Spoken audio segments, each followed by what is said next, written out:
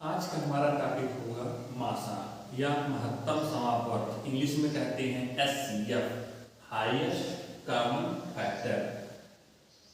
इसके द्वारा हम आज पहले इसके बारे में पढ़ लेते हैं समापवर्तक क्या होते हैं या कॉमन फैक्टर्स क्या होते हैं।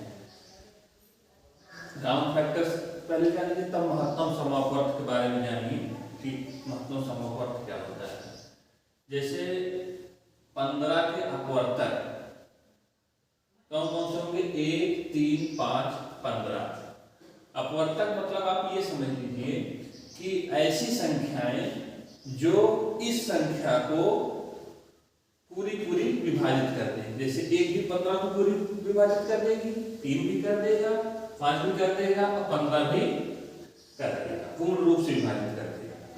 18 के अपवर्तक इसी प्रकार से क्या हो जाएंगे? 1, 2, 3, 6, 9 और 18। अब 18 को देखिए सभी संख्याएं पूर्ण से विभाजित कर देंगी, हाँ कर देंगे। 21 के अपवर्तक हम देखते हैं 1, 3, 7 और 21।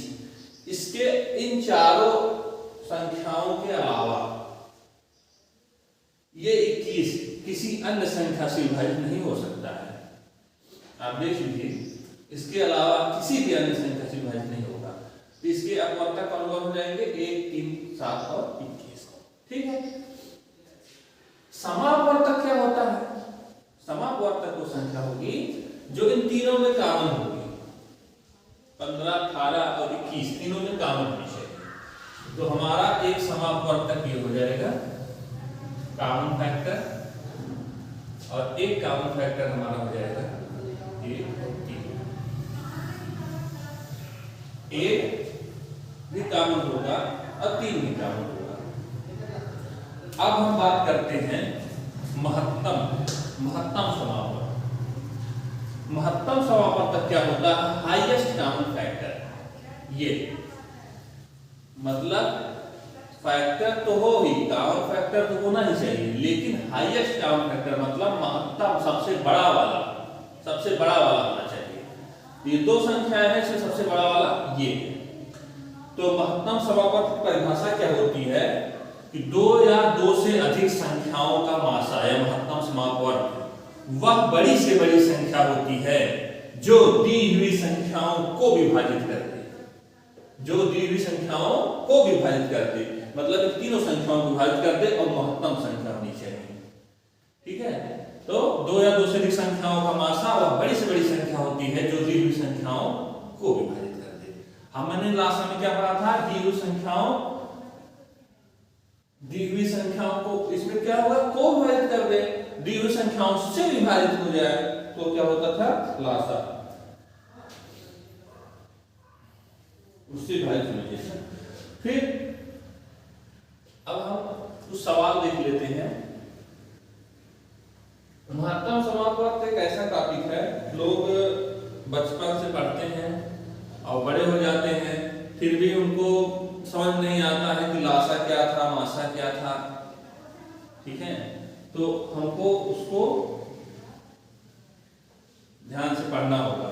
लासा में क्या था? से विभाजित हो जाए, इसमें है को विभाजित करते हैं। ध्यान से देखिएगा। अब हम कुछ सवाल ले लेते हैं।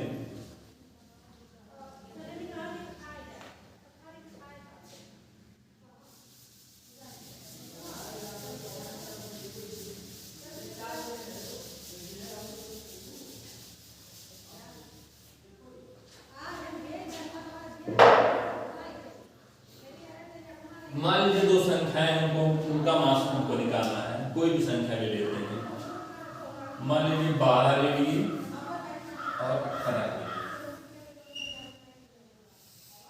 वैसे मासा निकालने के तो कई मेथड हैं, लेकिन जैसे गुणनखंड हो गया, भाग विधि हो गया, लेकिन हमको लगता है इस तरीके से लगाना थोड़ा सा ज्यादा कंफर्म रहता है, थोड़ा भूलता है मैं इसमें, तो इसी मेथड से हम लगाएंगे। इसमें भाग विधि से हमको एक चीज ध्यान देनी होती है कि जिस संख्या से हमको डिवाइड करना है इसको, वह दोनों संख्याएं या तीनों संख्याएं, चारों संख्याएं, जितनी संख्याएं सभी को डिवाइड कर सकता है, तभी वो संख्या लेंगे। जैसे 2 इन दोनों को विभाजित कर देंगे तो 2 ले लेते हैं। 2 छंग 12, 2 नवा 18। अब देखिए 2 छंग 12 हो गया, 2 नवा 18 हो गया, ठीक। अब क्या देखते हैं कि क्या 2 इन दोनों संख्याओं को विभाजित कर पाएगी? अब नहीं विभाजित कर पाएगी। 6 विभाजित कर लेकिन 9 को नहीं कर पाएगी, तो हम 2 अब नहीं लेंगे। तो किसको लेंगे? अब 3 से चेक करते हैं, दोनों को क्या विभाजित कर पाएगी? 3 दूने 6 और 3 त्रिका 9, तो 3 से करेंगे। 3 दूना 6 और 3 त्रिका 9। अब ऐसी कोई संख्या नहीं है जो इन दोनों को विभाजित कर दे। इसमें क्या होता है कि दोनों को विभाजित करनी चाहिए तभी वो संख्या लेंगे। एक है लेकिन एक लिखने का कोई मतलब होता नहीं है, तो इसका मासा क्या हो जाएगा? मासा बराबर हो जाएगा 2 गुणा 3 बराबर 2 तिहाई 6, ठीक। आगे सवाल और ले लेते हैं। दूसरा सवाल ले लेते हैं जिसमें 3 संख्या है। दूसरा सवाल ले लेते हैं।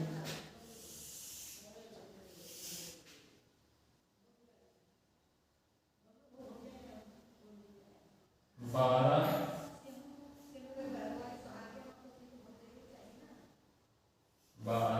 20 और 24 ले लेते हैं, ठीक है।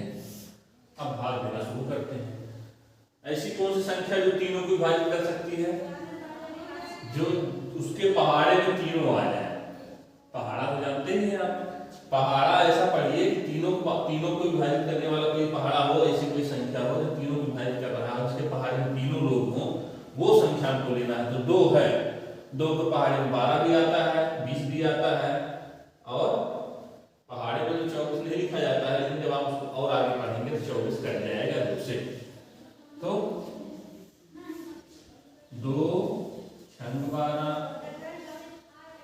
2 दहमा 20 और 2 12, 12 गुना 24 होता है, 2 गुना 4। अब क्या करते हैं? अभी अब क्या 2 से कटेगा? हाँ कटेगा, 2 से फिर से काटते हैं।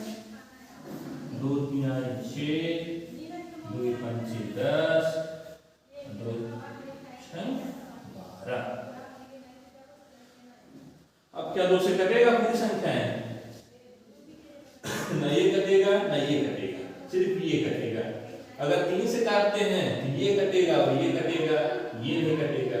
तो ना 2 ले सकते हैं ना 3 ले सकते हैं। अब कोई ऐसी संख्या नहीं बची जो तीनों संख्याओं को विभाजित कर दे। तीनों संख्याओं को कोई नहीं विभाजित कर सकता, हमारा यही मासा हो जाएगा। तो लिख देंगे हम मासा बराबर